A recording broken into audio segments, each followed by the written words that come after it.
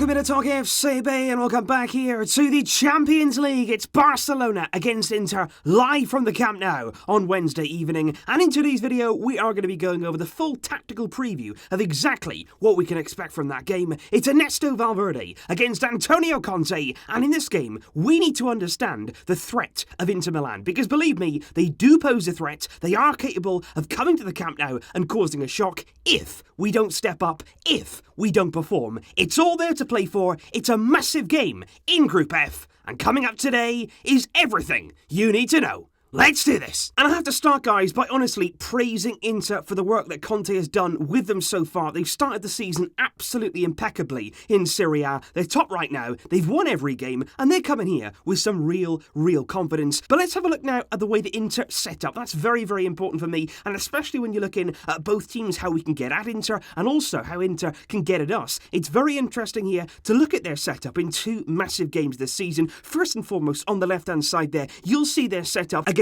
AC Milan in the big derby match, which they won 2-0 there on the night. And then on the right-hand side, Inter against Lazio, again, another high-profile game. Again, they won. And you can see in both of those games, they kept clean sheets. They do that by having a 3 at the back or a 5 at the back, whichever way you want to play it. In this game, you know that 3 at the back is going to become a 5 at the back for Inter. They're going to have those two wing backs. You can see there the 3 centre-halves. It's definitely going to be Skriniar, it's going to be De Vrij, and it's going to be Diego Godin at the back for Inter. You can see there in the full-back areas, they do go forward using those wing backs. They'll have those wide players staying really wide on the pitch and really spreading it. But I want to talk here about their midfield, because always there, number 77 is Brozovic. He's going to be the deeper player for Inter. He's always the man there, taking in the ball, controlling the play, dictating the tempo. He's almost the metronome there, keeping things ticking over just in front of that back 3. And then ahead of him, you have two different type of midfield players. You've got Barella there, who's the number 23, who's somebody who can get in and around the area. He can contribute in a goal and an assist. He can do both of those things, but he can also help Brozovic defensively. But then you've got number 12 on the left-hand side, which is Sensi. And that's the one player there in Inter's team. They have a 3-man midfield, but that one player always gets very close to the strikers, because as you can see there, they always go with 2 up top. Number 9 there being Romelu Lukaku, number 10 on the left-hand side being Lautaro Martinez, and those are the two they're probably going to go with tomorrow night. One of those will certainly drop in behind. Sometimes they're not always going to be very high, but often that midfield player there, you can see Sensi on the left-hand side, he will get very close there to link up with the strikers, and that's where Sergio Busquets has to be aware of Sensi's movement, Sensi's creativity. He's been brilliant since signing for Inter, and that's the way that Inter set up. Brozovic there, you can see his influence on the field in both of these games here. You can see Brozovic is really running things in that midfield, shutting him down, marking him out of the game, really pressing him. Could bring big rewards for Barcelona, because as you can see there, the main influence in that team is their back 3, very strong, using that width, and Brozovic there dictating in the deeper midfield role. But if we do now move on to the lineups in both sides, which I think is going to be very interesting, particularly there on the side of Barcelona, simply because in the forward areas we have so many fitness concerns. The likes of Messi, the likes of Dembele and Ansu Fati, all fitness doubts, and you don't really know who's going to be available. You don't really know who's going to be 100% fit, and that's why for me, coming into this game, I wouldn't be a bit surprised, not one bit, to see Ernesto Valverde line up with exactly the same team that beat Getafe away from home by 2-0 at the weekend. Let's just say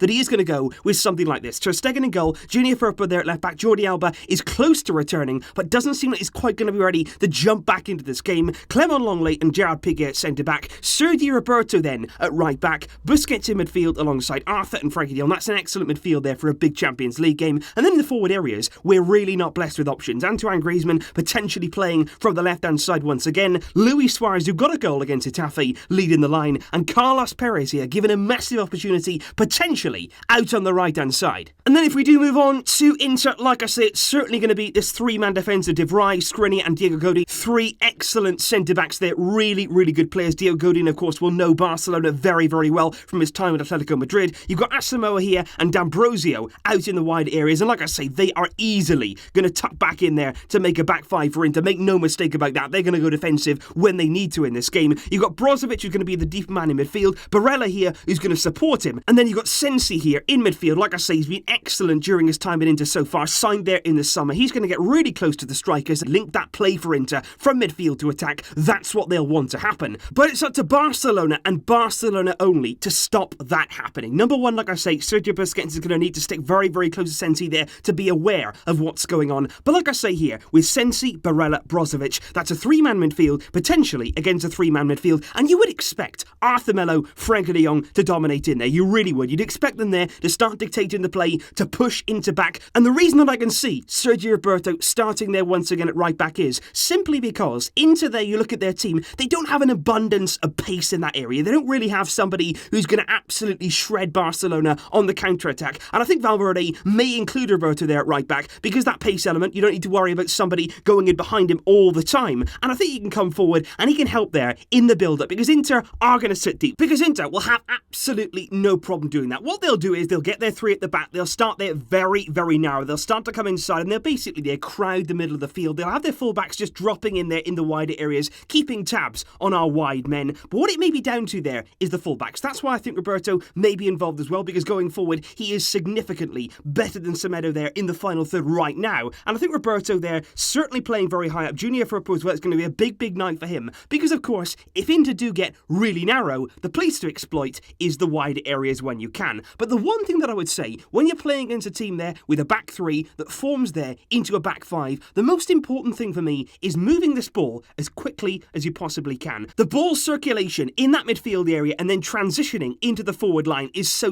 key. Because the problem is, if Inter here are trying to get back, say they've gone on an attack, say they've sort of gone a bit higher at the pitch, and then they're trying to get back into shape, the most important thing is to move that ball as quickly as possible to your intended target. If you're there taking 1, 2, 3 touches, then moving the ball on, slowing things down, Inter have all the time in the world to get back into their shape, to get there nice and compact, like Antonio Conte will have drilled them day in, day out on the training field. Get back into shape, get back there into your resolute defending positions, and that's what they'll do. If you give them time there to get organised, they will. They're a very good team, they're extremely well organised, they're brilliantly tacticianed, and I think certainly in this game, it's all about moving that ball quickly, and most importantly as well, it's about movement. It's about movement here, and that's why I really want to see Carlos Perez involved. That's why we have to have somebody there who's a natural winger, because you need players who are going to move around, who are going to drag some players out, create some space, because otherwise, if we're too static, Inter there have 5 defenders, 5 good defenders, a very organised setup, and they will just sit there and they will absorb things for 90 minutes. And you've seen Barcelona do this before, where we're dominating possession, where we're moving the ball around, we're having a lot of possession here in the final third, but we can do nothing with it because we're far too static. You need Griezmann coming in here, maybe dragging D'Ambrosio with him, then Firpo's got the room. You need players who are willing to make those movements, to drag players out, because Inter are quite happy there to mark man for man. What they won't enjoy doing is marking space. You have D'Ambrosio here locked to Antoine Griezmann. He's really happy there to see him standing still, not doing anything with the ball. But suddenly, as soon as Griezmann starts running in between the gaps, then they have a problem. Is it D'Ambrosio's man? Is it Diego Godin's man? Suddenly there, mistakes can happen. And that's what it's all about. When you're playing against a team who are very good defensively, just like Inter are, it's about forcing a mistake. They're not going to make a mistake on their own. They're not just going to capitulate. They're not going to do that. They're a good side. So what you've got to do is force that error. Make that movement, move that ball quickly, and ultimately, try and win that game. And if there was another reason why I would play Carlos Perez if Messi,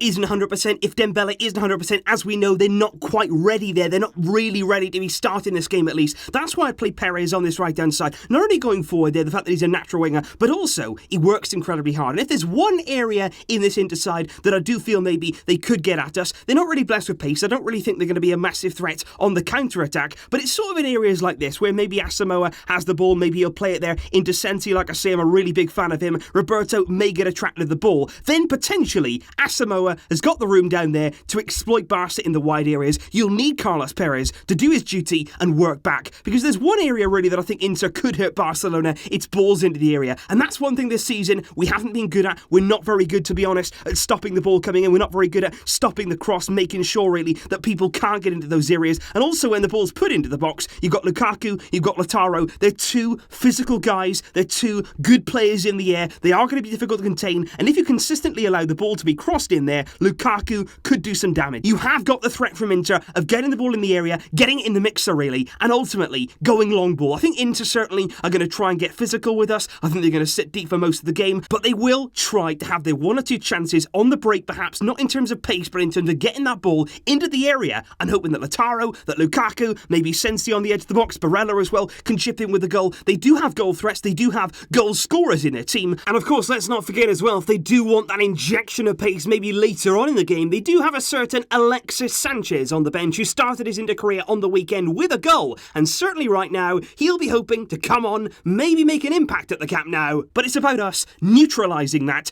getting on the offensive, moving the ball quickly, and ultimately there, breaking down that Inter defence. So that there, guys, is my tactical thoughts on Barcelona against Inter tomorrow night at the Camp Nou, and certainly, of course, Messi may be involved, Dembele could be involved at some point, Ansu Fati is really trying to get back for this game, and of course, those kind of wide players, they would change that in our favour, and of course, I'd love to see any of them involved tomorrow night, but if they're not, it's important there that we do focus on our midfield, that we understand that we can have control of this game, but importantly there, in the forward line, whoever plays, they've got to be on the move, they've got to be looking around, making that movement, putting that energy into the game, and not just standing around waiting for something to happen. Make something happen, be proactive, and in this game, we can do this. So please leave your thoughts in the comments down below as always. I'm really interested, as I always am in these kind of videos, to know your thoughts. What are your tactical aspects? What do you think we can do to break down Inter, get through that back five? Let me know in the comments down below. I will see you soon, of course. The match preview is going to be coming up shortly, but until next time, as always, Visca El Barça.